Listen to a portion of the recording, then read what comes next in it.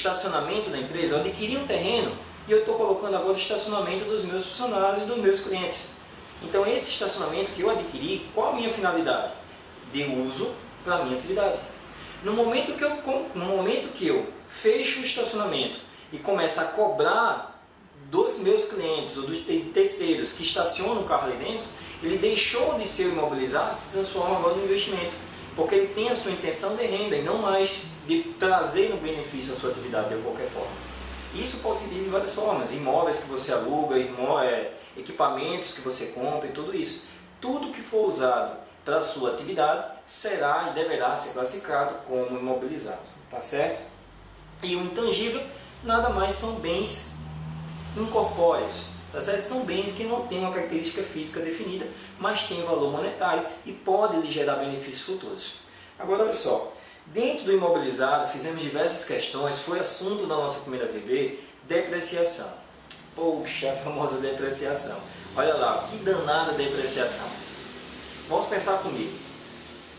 Depreciar alguma coisa é o quê? Usar, gastar, ou alguma coisa do gênero. Então o que eu estou tentando dizer com isso? No momento que eu promovo uma depreciação, eu estou reconhecendo uma perda.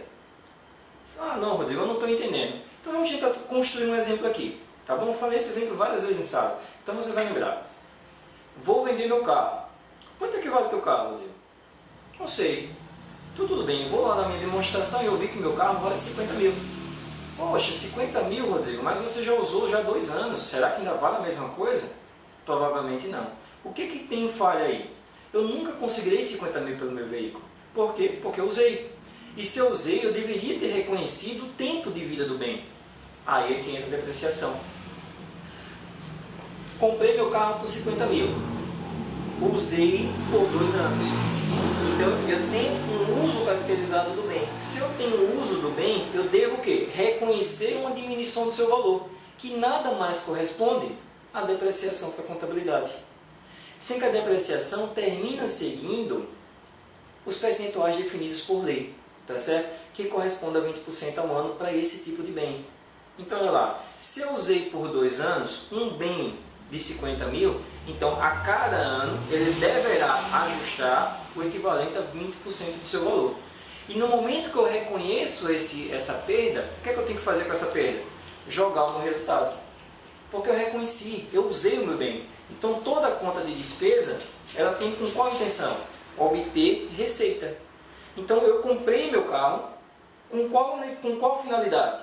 Me dá uma velocidade, ou seja, me dá mais mobilidade, me dá mais capacidade de carregamento dos meus livros, dos meus equipamentos, dos materiais que eu preciso para exercer minha profissão.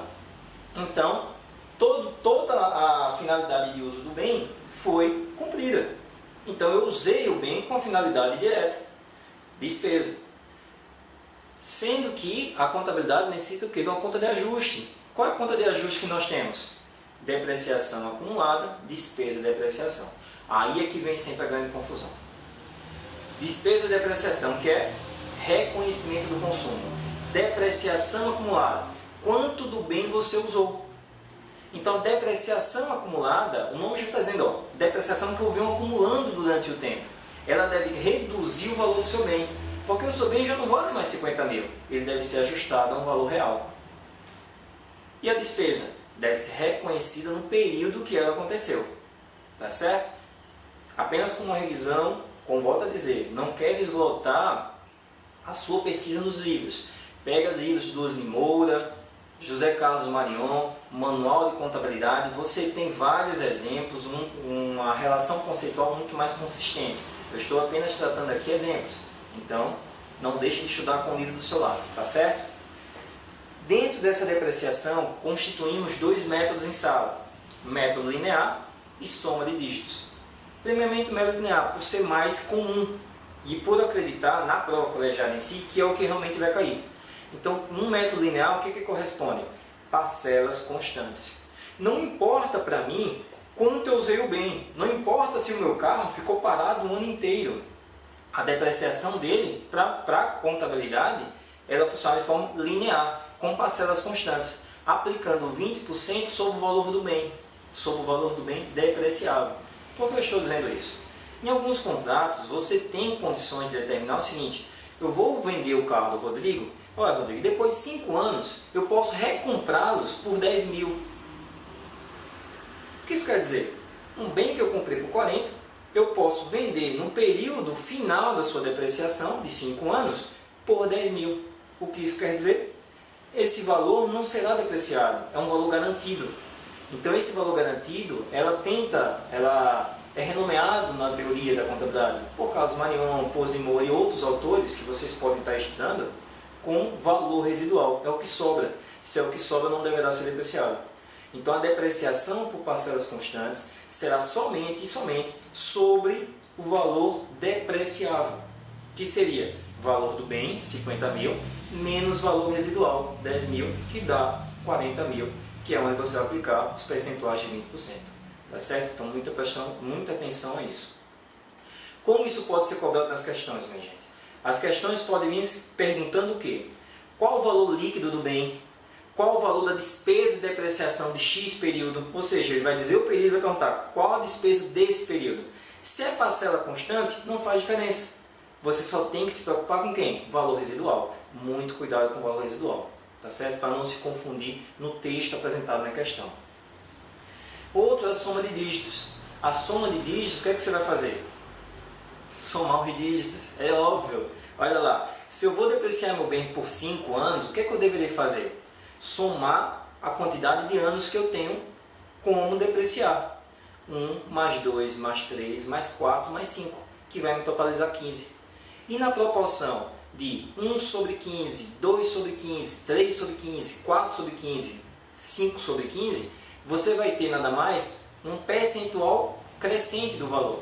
Ou seja, o que é que ele está dizendo? Eu vou gastar menos do meu bem nos primeiros anos, provavelmente eu vou depreciar mais no final. Porque no final ele vai me demandar uma manutenção maior do que nos primeiros anos de vida. Então eu estou dando mais justiça à depreciação, sendo que a legislação não permite esse tipo de depreciação. Ou seja, por ser o método linear mais usual, pode ser cobrado com uma probabilidade maior em nossa prova colegiada. Tá certo? Rever os exemplos que nós fizemos, ver os cálculos, pega a nossa primeira VB, temos 2 questões de depreciação que também poderão vir a cair na de reposição e também na prova final, tá bom? Então não esquece dessa parte. E seguindo o nosso raciocínio, demonstrações contábeis. Agora vamos para o nosso outro grupo, passivo. Contas de passivo, obrigações com terceiros, curto prazo e longo prazo, ou seja, passivo circulante e passivo não circulante, obrigações com terceiros.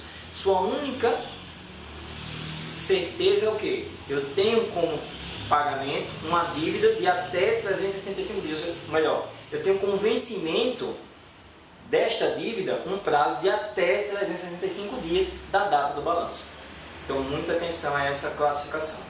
Outras contas que a gente trabalhou em sala seria o quê? Empréstimos de sócios ou empréstimos a sócios. Empréstimos de sócios, empréstimos de diretores, empréstimos de empresas coligadas, empréstimos de parceiros. O que é que eu estou tentando falar aí?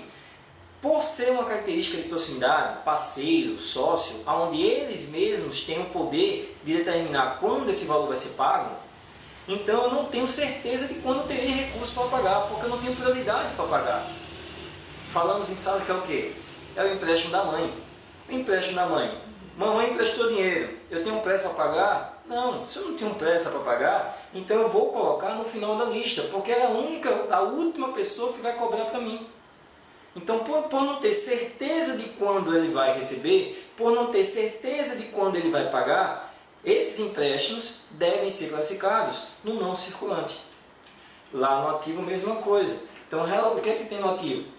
Empréstimos a sócio, empréstimos a alguém.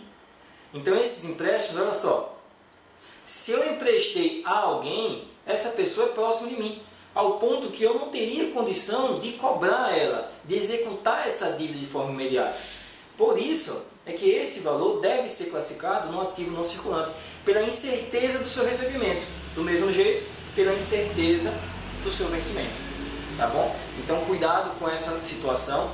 O que é que eu aconselho? Sempre tente aplicar uma situação real. E cuidado com a preposição. Empréstimo a alguém, um direito de receber futuramente. Empréstimos de alguém, uma obrigação de eu pagar futuramente. Então, muito cuidado com isso, tá bom? E temos uma conta também que faz parte do nascimento, adiantamentos. Adiantamentos de clientes, adiantamentos de fornecedores. Então, vamos lá. Ocorreu no meu negócio um adiantamento de um cliente. Se ele adiantou o dinheiro, ele tem o quê? Ele tem, vamos lá, pensem comigo, adiantamento de cliente. O cliente me adiantou, então agora eu tenho o quê? Uma obrigação de prestar um serviço ou entregar a mercadoria. Então ele apenas adiantou recursos. A venda ou o serviço ainda não foi concretizado nessa operação. Mesma coisa com fornecedores. Eu adiantei a fornecedores. Com qual intenção? Garantir um preço, garantir uma mercadoria, sendo que essa mercadoria ainda não foi me repassada, não foi entregue. O serviço que eu contratei não foi consumido por mim ainda. Então apenas adiantei um valor. Esse adiantamento é um direito.